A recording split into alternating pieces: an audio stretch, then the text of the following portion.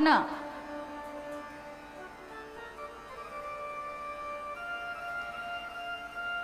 मन कितना महाराज तेज है, ये तो आप जानते हैं। इस कथा में आप बैठते हैं, न जाने कितनी बार तो संसार से मिलकर के आता है।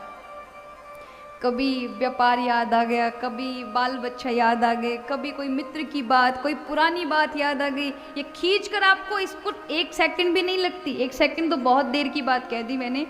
एक ब्लैंक भी नहीं लगता, तुरंत पहुंच जाता है कहीं भी।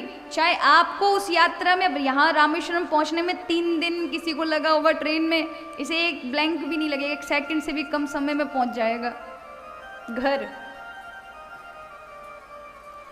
और तो और छोड़ें, वैकुंठ के स्वर्ग के दर्शन आप किसी ने नहीं किए, लेकिन ये कराता है ये कराता है। इस शरीर को तो फॉरेन कंट्रीज में जाने के लिए वीजा पासपोर्ट की जरूरत है, पर मन महाराज को किसी की जरूरत नहीं है। ये बिना वीजा के यात्रा करते हैं। एक बार 2 मित्र थे, तो दोनों विदेश की यात्रा पर जा रहे थे। तो रास्ते में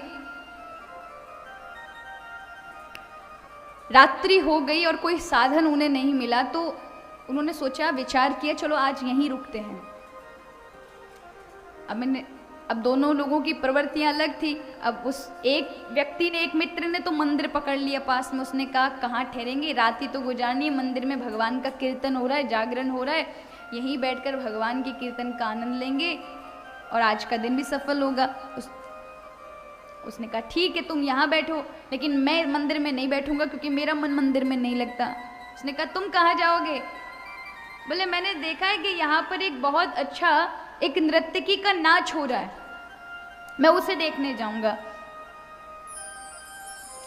तो वो मंदिर में जो बैठने वाला मित्र था, उसने कहा अरे भाई ये क्या कर रहे हो, ऐसे गलत काम में जा रहे हो, यहीं बैठो, भगवान का भजन करो मेरे साथ।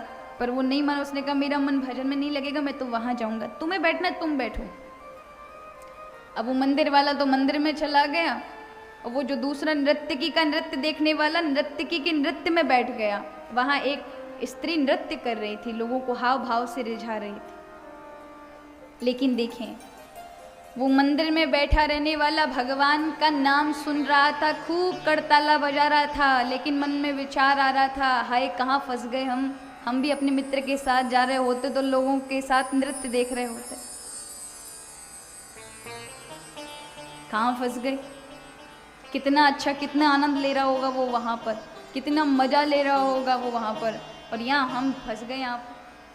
और वो वहां वैश्या के नृत्य को देख करके सोच रहा है हाय कहाँ फंस गया, यहाँ बिल्कुल भी मन नहीं लग रहा, मन उब रहा है। अगर अपने मित्र की बात कह ली होती तो मंदिर में भगवान का भजन कर रहे होते, फालतू आ गए यहां पर। उसने पूरी रात वहां बैठकर भी मंदिर का इंतजार किया, मंदिर की स्मृति की, उसने मंदिर में बैठकर वहां की स्मृति की।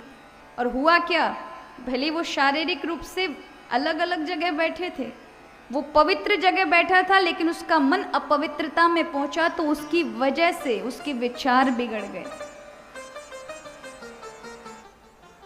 उसका फल विपरीत मिला। लेकिन वो गंदगी वाली जगह में भी पवित्रता के विचार रखा हुआ था, इसलिए क्या हुआ, उसको मंदिर वाला फल मिला।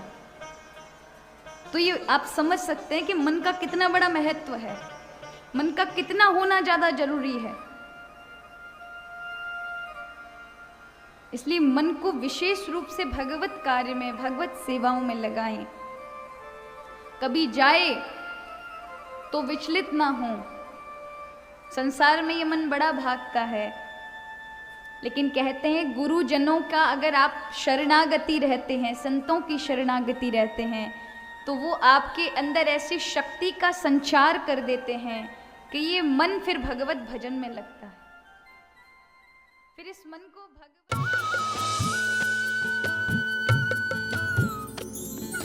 सर्वधर्म संगम, धर्म के सच्चे प्रहरी।